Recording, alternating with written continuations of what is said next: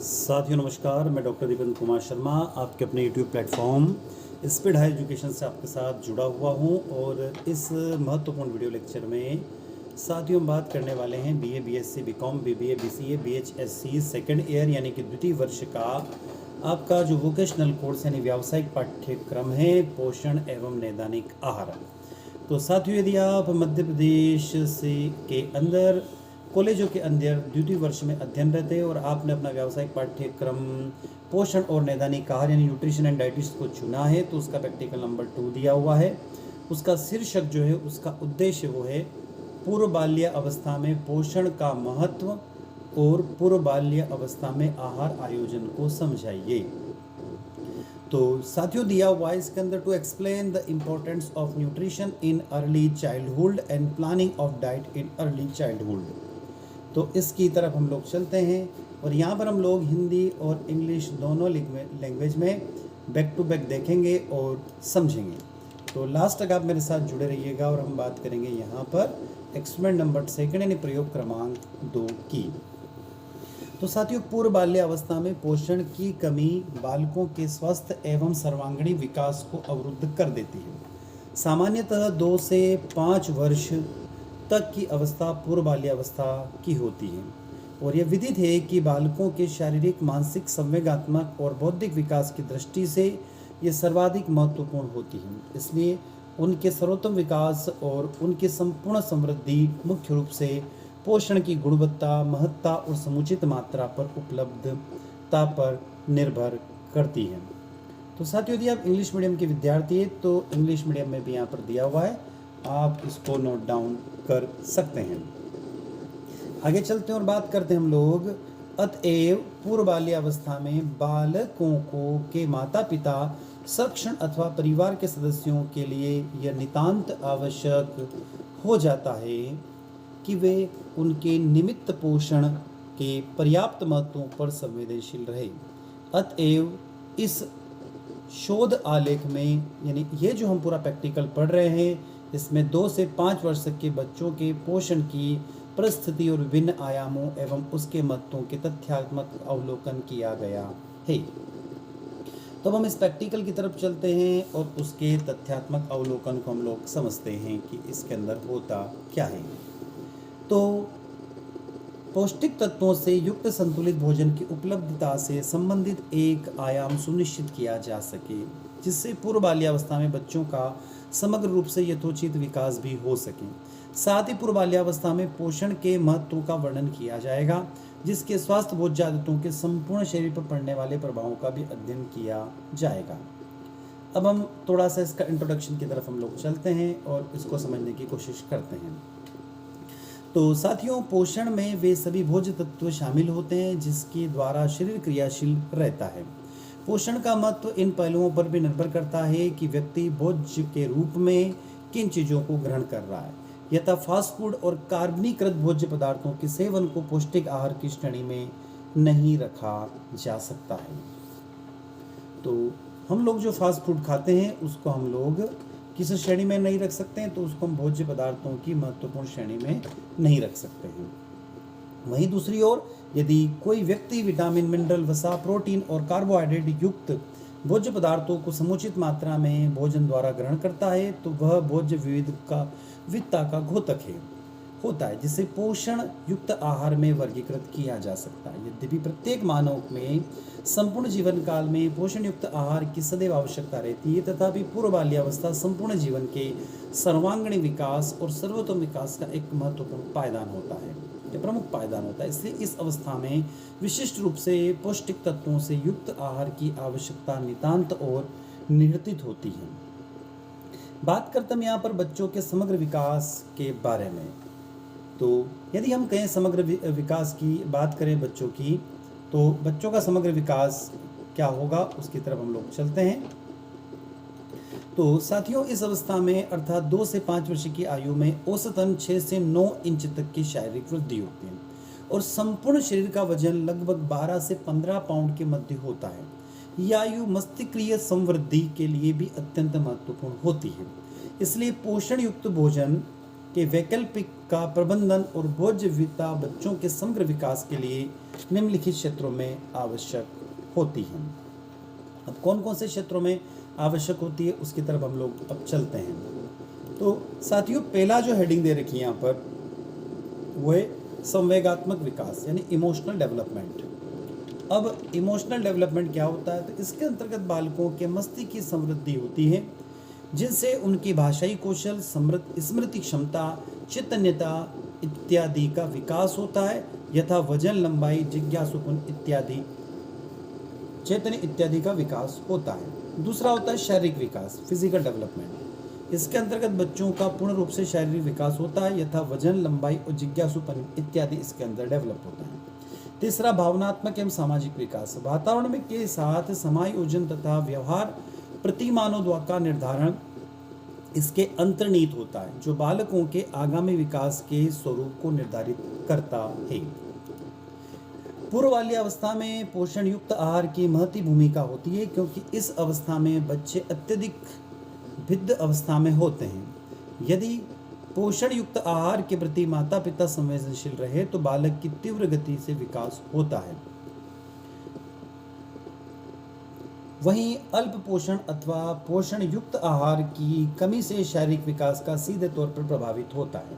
परिणाम स्वरूप बालकों का शारीरिक, मानसिक, बौद्धिक, संवेगात्मक एवं सामाजिक विकास अवरुद्ध हो जाता है।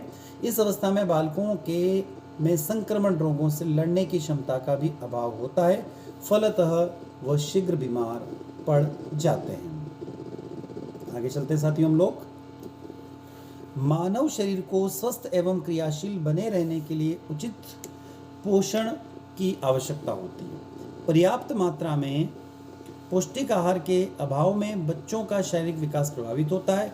इसके साथ साथ मानसिक एवं सामाजिक विकास भी ठीक तरह से नहीं हो पाता है। आगे बात करते एक महत्वपूर्ण रिपोर्ट की तरफ। ग्लोबल हंगर इंडेक्स 2020 की रिपोर्ट में भारत को 107 देशों में 94वें स्थान पर रखा गया है, जो स्पष्ट तौर पर यह दिखाता है कि भारत में खाद्य सुरक्षा की स्थिति में पर्याप्त सुधारों की आवश्यकता है। पर्याप्त सुधारों की आवश्यकता। संयुक्त राष्ट्र ने अपने इस एक बयान में कहा था कि भारत में हर साल कुपोषण के कारण मरने वाले 5 साल से कम उम्र वाले बच्चों की संख्या 10 लाख से भी ज़्यादा है। ऐसे में कुपोषण से बचने के लिए बच्चों को पोषित आहार की आवश्यकता होती है। तो साथियों, इसमें हमने 2 चीज़ों का उल्लेख किया। एक तो ग्लोबल हंगर इंडेक्स 2020 एंड 2020 के में 107 जो देश है उसमें से भारत की पोजीशन कौन सी है, ये बड़ा चिंताजनक विषय है। तो हम ये लोग देख रहे हैं कि 94वीं पोजीशन पर आता है। आगे बात करते हैं, यहाँ पर स्तनपान के महत्व पर भी हम थोड़ा सा चर्चा कर लेते हैं। पोषित आहार की सबसे ज़्यादा जरूरत शिशुओं को होती है, जिसका मुख्य कारण यह है कि यह समय उसके शारीरिक वृद्धि और उनके विकास का समय होता है। शिशु को पहले 6 महीनों तक केवल स्तनपान कराया जाना चाहिए और प्रसव के बाद 30 मिनट के भीतर स्तनपान कराना चाहिए तथा पहले दूध का त्यागना नहीं चाहिए, क्योंकि यह शिशु की रोग प्रतिरोधक क्षमता को बढ़ाता है। वैसे साथियों, स्तनपान जो है वो 0 से 2 वर्ष तक के बच्चों के लिए महत्वपूर्ण होता है। वैसे हमने फिर भी इसके अंदर इसको ऐड कर दिया है, क्योंकि हम 2 से 5 वर्ष के बच्चों की बात कर रहे हैं, फिर भी हम 0 से 2 वर्ष के बच्चों के लिए भी इसमें हमने थोड़ा सा उल्लेखित किया है, तो आप लोग भी इसको नोट डाउन करिएगा। स्तनपान शिशु के लिए सुरक्षित पोषण सुनिश्चित करता है तथा यह उसके संपूर्ण विकास में भी मददगार होता है। शिशुओं के शारीरिक और मानसिक विकास के लिए स्तनपान सबसे अच्छा प्राकृतिक और पौष्टिक आहार। स्तनपान करने वाले शिशुओं को अतिरिक्त पानी की आवश्यकता नहीं होती है। विश्व स्वास्थ्य संगठन की रिपोर्ट के अनुसार शिशु को पहले 6 महीने के दौरान केवल स्तनपान कराया जाना चाहिए और शिशुओं को 2 वर्ष की आयु और उसके बाद अनुपूरक आहार के साथ लगातार स्तनपान कराते रहना चाहिए। यानी कि 2 वर्ष के बाद भी आपको जो माताएं हैं उनको स्तनपान करवाना चाहिए, क्योंकि उससे व्यक्ति का या उस जो चाइल्ड है उसका बौद्धिक विकास अच्छे से होता है। आगे चलते हैं। शिशु के जन्म से 30 मिनट के भीतर शिशु का स्तनपान कराना आवश्यक होता है। वहीं इसके साथ उन्होंने ये भी बताया, मतलब विश्व स्वास्थ्य संगठन के बारे में बात कर रहे हैं, तो उन्होंने बताया कि शिशु के जन्म के पहले 6 महीने में आहार को लेकर कई सावधानियों की ज़रूरत है। जिससे 6 महीने तक शहद और पानी नहीं देना चाहिए और बोतल से दूध पिलाने से भी परहेज करना चाहिए और 6 महीने बाद पूरक आहार देना चाहिए और 2 साल तक या उससे अधिक समय तक स्तनपान जारी रखना चाहिए। 6 माह के पश्चात केवल माँ के दूध से शिशु का पोषण पूर्ण नहीं होता है और शेष पोषण जरूरत पूरा करने के लिए शिशु को अनुपूरक आहार प्रदान करना होता है। शिशु एक समय में अधिक मात्रा में भोजन नहीं कर सकता है, इसलिए उसे निश्चित अंतराल पर थोड़ी थोड़ी मात्रा में दिन में 3 से 4 बार आहार दिया जाना चाहिए। इसके अलावा आहार अर्ध ठोस और गाढ़ा होना चाहिए जिससे शिशु आसानी से ग्रहण कर सके। संतुलित आहार आपके बच्चे को पोषण संबंधी कमियों के बचाने की एक कुंजी होती है, तो वहीं अपर्याप्त या असंतुलित आहार के कारण कुपोषण की स्थिति उत्पन्न हो सकती है। शिशु को दुधारू पशुओं से प्राप्त आहार जैसे दूध और दूध से बने पदार्थ जैसे पनीर, दही आदि प्रदान करना लाभप्रद होता है। साथ ही इस आयु अवधि के दौरान बच्चों को ताजे फल, फलों का रस, दाल का पानी, हरी पत्तेदार सब्जियां, दलिया आदि देने के लिए भी पोषण संबंधी जरूरतें पूरी होती हैं। जब बच्चे 1 साल के हो जाते हैं तो वह बाल्यावस्था में प्रवेश करते हैं। यह वह अवस्था होती है जब बच्चे अत्यंत क्रियाशील होते हैं। इस अवस्था में बच्चे स्वयं भोजन करना सीख जाते हैं और वह अपने भोजन में स्वयं रुचि लेना शुरू कर देते हैं। बाल्यावस्था में शारीरिक वृद्धि के साथ साथ मस्तिष्क का विकास और किसी भी संक्रमण से लड़ने की संपूर्ण समय होता है, इसलिए यह बहुत आवश्यक हो जाता है कि बच्चों को ऊर्जा, प्रोटीन, विटामिन और खनिज से युक्त आहार से मिले। बात करते साथियों बच्चों में सर्वोत्तम विकास के आहार के क्या कारण है और कैसे होता है, तो 1 से 3 वर्ष के बच्चों को आहार में 75 ग्राम यानी 75 ग्राम अनाज, 25 ग्राम फलियां, 100 ग्राम सब्जी, 75 ग्राम फल, 400 मिलीलीटर दूध, 25 ग्राम वसा आदि होना चाहिए। और 4 से 6 वर्ष के बच्चों के लिए 120 ग्राम अनाज, 45 ग्राम फलियां, 100 ग्राम सब्जियां, 75 ग्राम फल, 400 ml दूध, 25 ग्राम वसा आदि होना चाहिए। बच्चों के सर्वोत्तम विकास उनकी प्रतिरक्षा को बढ़ावा देने के लिए उचित तरीके से बनाया गया है। संतुलित आहार परम आवश्यक है। इस अवधि के दौरान शरीर की हड्डियों का विकास होता है, इसलिए कैल्शियम युक्त खाद्य पदार्थ जैसे कि दुग्ध उत्पाद, दूध, पनीर, दही और पालक, ब्रोंकली का सेवन करना बेहद जरूरी है क्योंकि इन पदार्थों में कैल्शियम की भरपूर मात्रा होती है।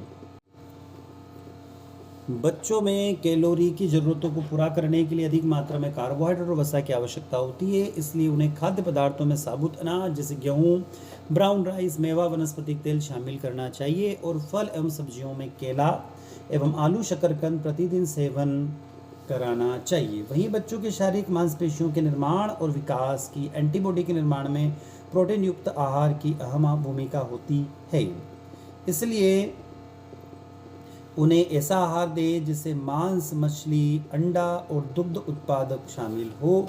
बच्चों के शरीर में विटामिन के लिए उनके आहार में विभिन्न फलों और सब्जियों को शामिल किया जाना चाहिए।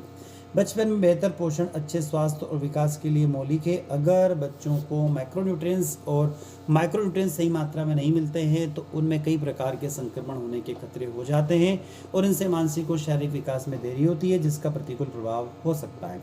आजकल बच्चों का झुकाव जंक फूड में अधिक हो गया है, ऐसे में बच्चों को पोषण से भरपूर खाद्य पदार्थों के लिए प्रेरित करना बहुत जरूरी हो जाता है। अधिकांश बच्चे अनुपयुक्त खाने की आदत डाल लेते हैं, यह आदतें विभिन्न दीर्घकालीन स्वास्थ्य जटिलताएं उत्पन्न करती है जैसे कि मोटापा, हृदय रोग, मधुमेह और ऑस्टियोपोरोसिस। ऐसे में बच्चों को शुरू से ही उपयुक्त आहार की आदत डालें और उनसे इसके प्रति जागरूक बनाने की बात अत्यंत महत्वपूर्ण हो जाती है। तो साथियों ये था आपका एक्सपेरिमेंट नंबर 2। आई होप ये वीडियो लेक्चर आप लोगों को अच्छा लगा होगा। साथियों अच्छा लगता है तो वीडियो को लाइक करें, अपने दोस्तों तक शेयर करें, चैनल पर नए हैं तो चैनल को सब्सक्राइब अवश्य करें और कमेंट बॉक्स में हमें कमेंट करके बताएं कि वीडियो आप लोगों को किस तरीके से मदद कर रहा है। नए वीडियो के साथ हम आपसे पुनः मुलाकात होगी। धन्यवाद साथियों।